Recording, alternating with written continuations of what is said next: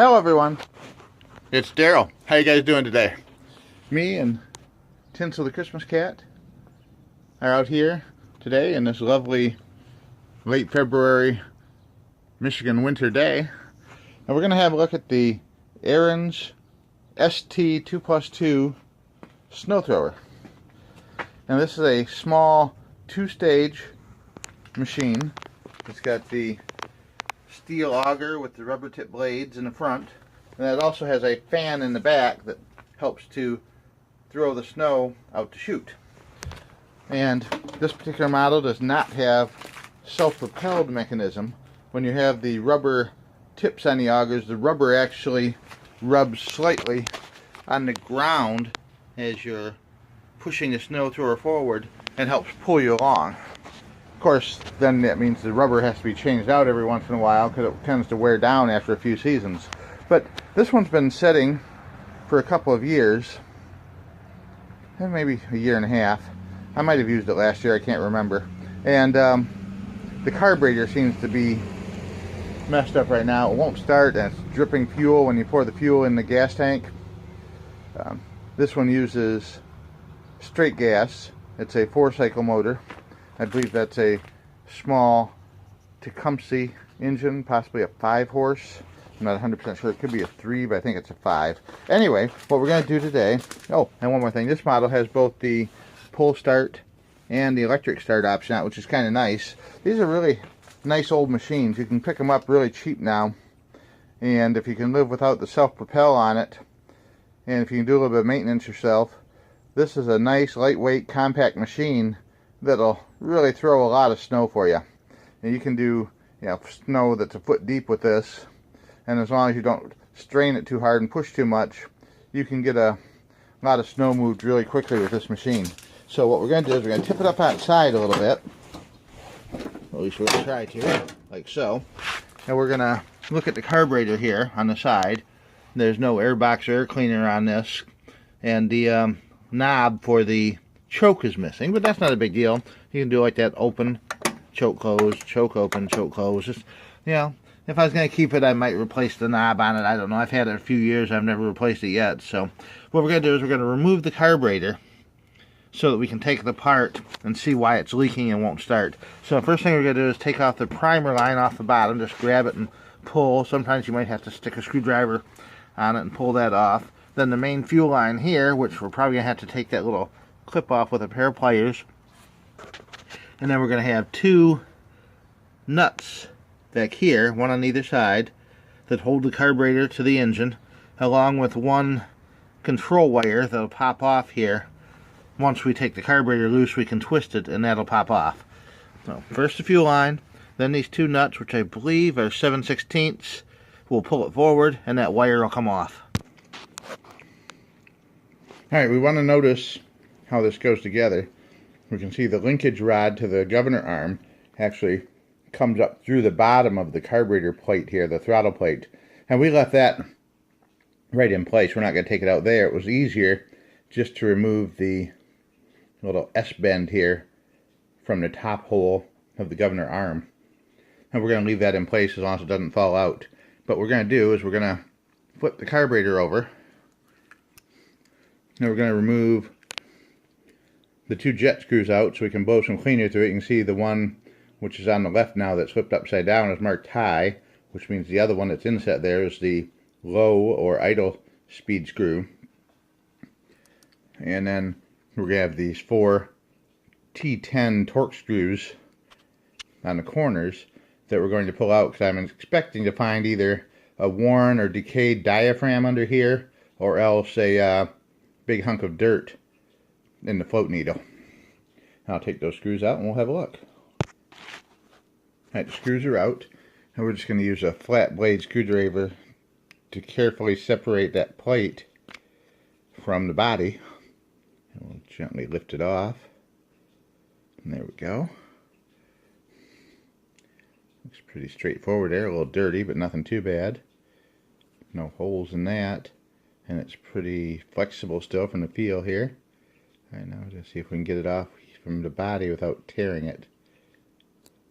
There we go. Alright. A lot of dirt in there. Oh my goodness, that's all dirt from the carburetor and bad gases wafted down in here. That's why it's leaking. But I think this is still supple enough and flexible enough where we can clean this up without replacing it.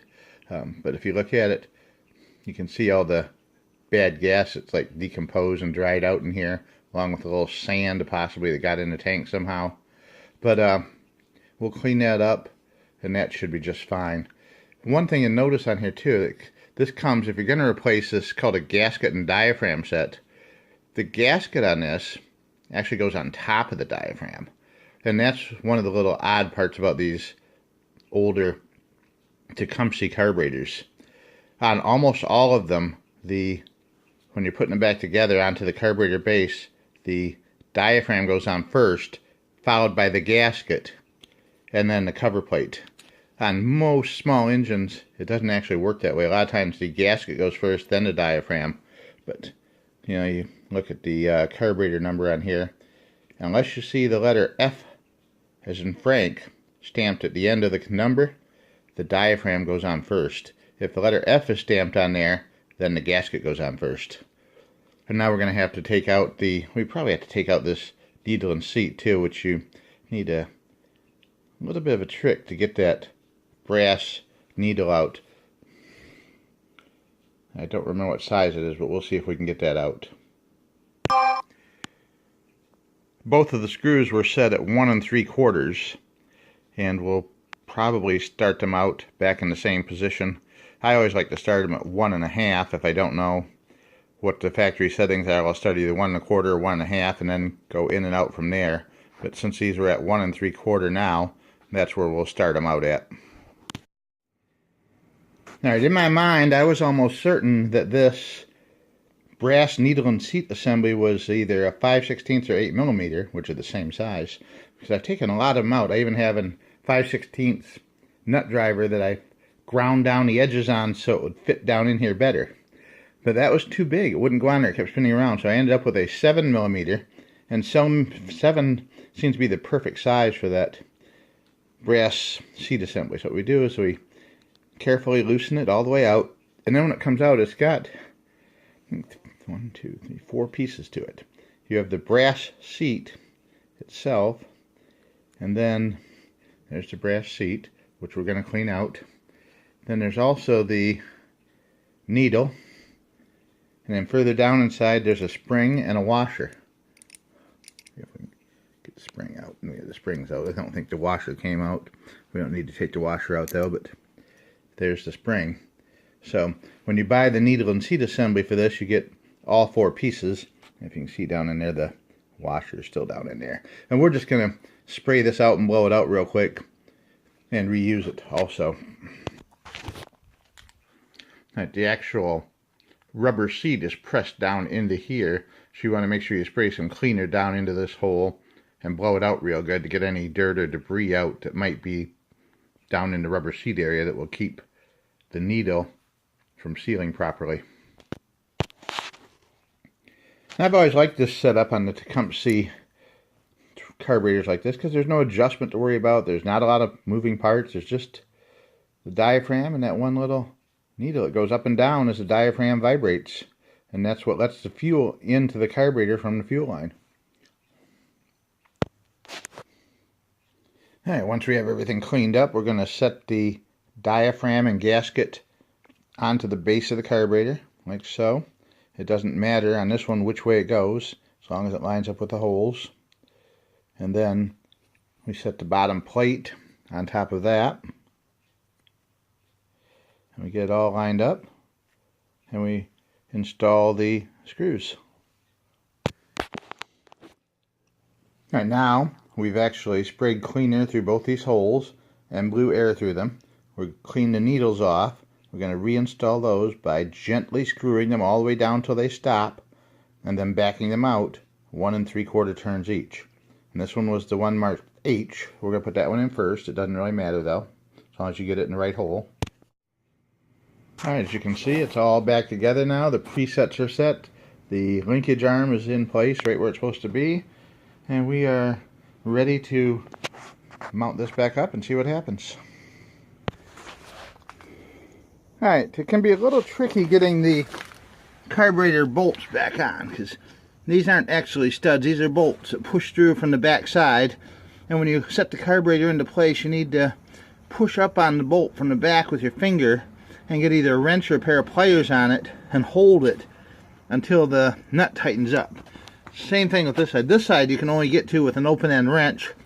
This side over here you can get to with a boxed end wrench or open end wrench, but still no socket. So get back in there, hold it steady, make sure your governor moves freely and springs back when you let it go. It should go all the way over toward the nut and stop. Choke's open. We're going to close the choke before we try and start it. We have a screwdriver ready so we can adjust the screw mix screws if we have to. We're going to reinstall the fuel line and give this a try. Alright, we're all back together and I think I got it running. Give it a couple primes and just a really tiny...